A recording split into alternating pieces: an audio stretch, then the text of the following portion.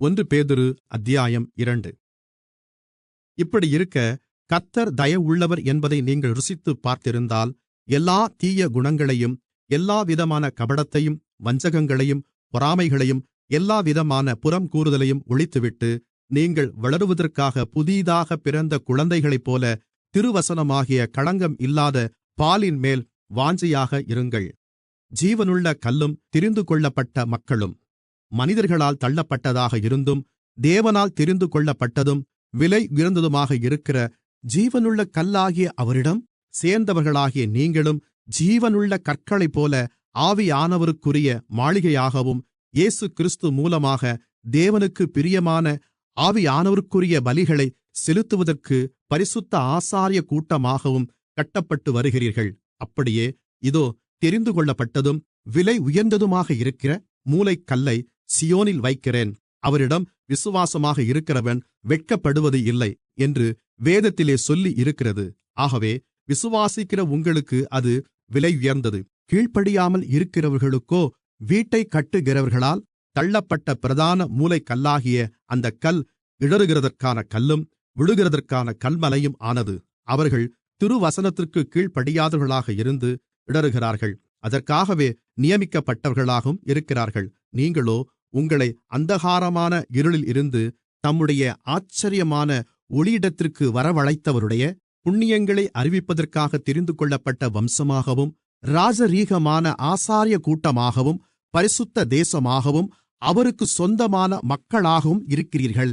முன்பே நீங்கள் தேவனுடைய மக்களாக இருக்கவில்லை, இப்பொழுதோ அவருடைய மக்களாக இருக்கிறீர்கள்.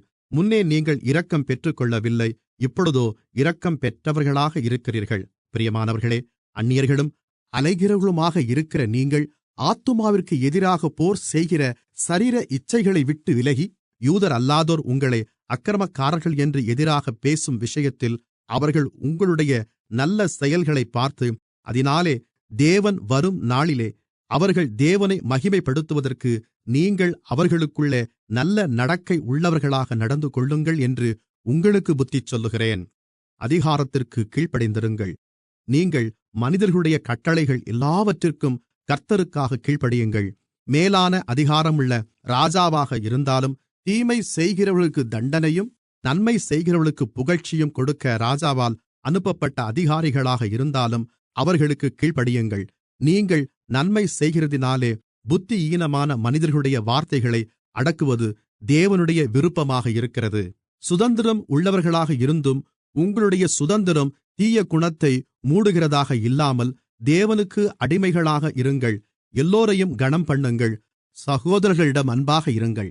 தேவனுக்கு பயந்திருங்கள். ராஜாவை கனம் பண்ணுங்கள். வேலைக்காரர்களே, அதிக பயத்தோடு உங்களுடைய எஜமான்களுக்கு கீழ்ப்படிந்திருங்கள்.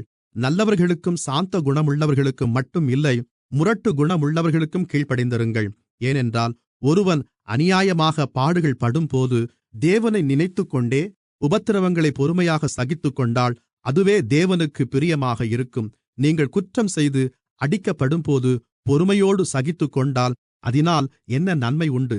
ஆனால் நீங்கள் நன்மை செய்து பாடுகள் படும்போது பொறுமையோடு சகித்துக்கொண்டால் அதுவே தேவனுக்கு முன்பாக பிரியமாக இருக்கும். இதற்காகத்தான் நீங்கள் அழைக்கப்பட்டு இருக்கிறீர்கள். ஏனென்றால் கிறிஸ்துவும் உங்களுக்காக பாடுகள் பட்டு நீங்கள் அவருடைய அடிச்சுவடுகளை பின்பற்றி வருவதற்காக உங்களுக்கு முன் மாதிரியை வைத்துப்போனார். அவர் பாவம் செய்யவில்லை, அவருடைய வாயிலே வஞ்சனையும் காணப்படவில்லை. அவர் தூஷிக்கப்படும்போது பதிலுக்கு தூஷிக்காமலும், பாடுகள் பட்டபோது திரும்ப பயமுறுத்தாமலும், நியாயமாக நியாயத்தீர்ப்பு செய்கிறவருக்கு தம்மையே ஒப்புவித்தார். நாம் பாவங்களுக்கு செத்து நீதிக்கு பிழைத்திருக்கத்தக்கதாக அவர்தாமே தமது சரீரத்திலே நம்முடைய பாவங்களை சிலுவையிலே சுமந்தார். அவருடைய தழும்புகளால் குணமானீர்கள். சிதறிப்போன ஆடுகளைப்போல இருந்தீர்கள். இப்பொழுதோ உங்களுடைய ஆத்துமாக்களுக்கு மேய்ப்பரும் கண்காணியுமாக இருக்கிற இயேசு கிறிஸ்துவினிடம் திரும்பி வந்திருக்கிறீர்கள். 1 பேதுரு அத்தியாயம் 3. கணவர்களும்